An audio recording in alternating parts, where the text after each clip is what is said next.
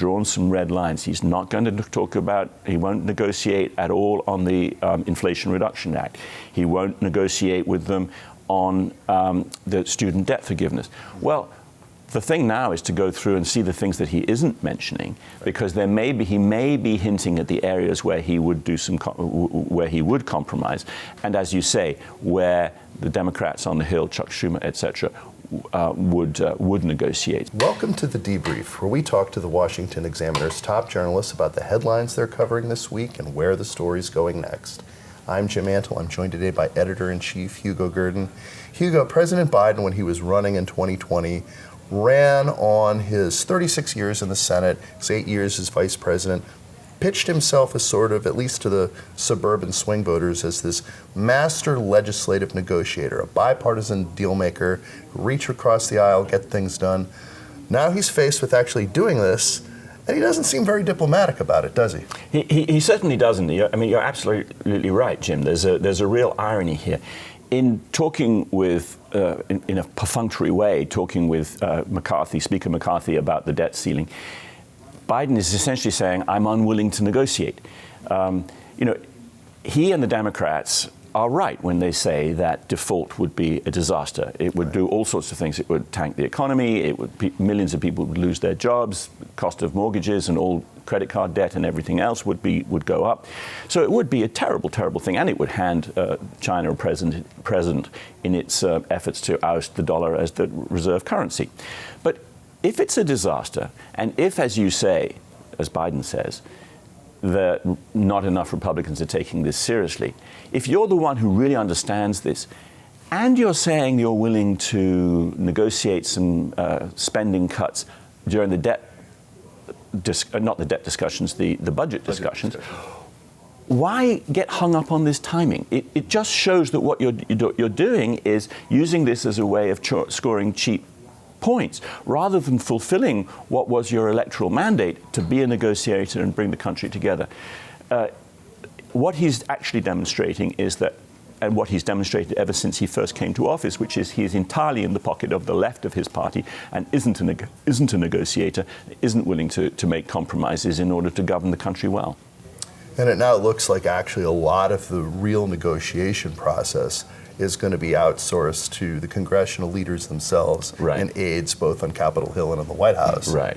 Well, that's true. And actually, there have been some signals, despite the sort of intransigence, there have been some signals about what might get done, because Biden has ruled out, as we reported today, he's drawn some red lines. He's not going to talk about, he won't negotiate at all on the Inflation Reduction Act.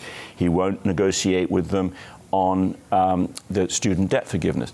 Well, the thing now is to go through and see the things that he isn't mentioning, because he may be hinting at the areas where he would where he would compromise, and as you say, where the Democrats on the Hill, Chuck Schumer, etc., would negotiate. So, I mean, there's actually certain signs of movement, even though the public position of the Biden administration is complete intransigence.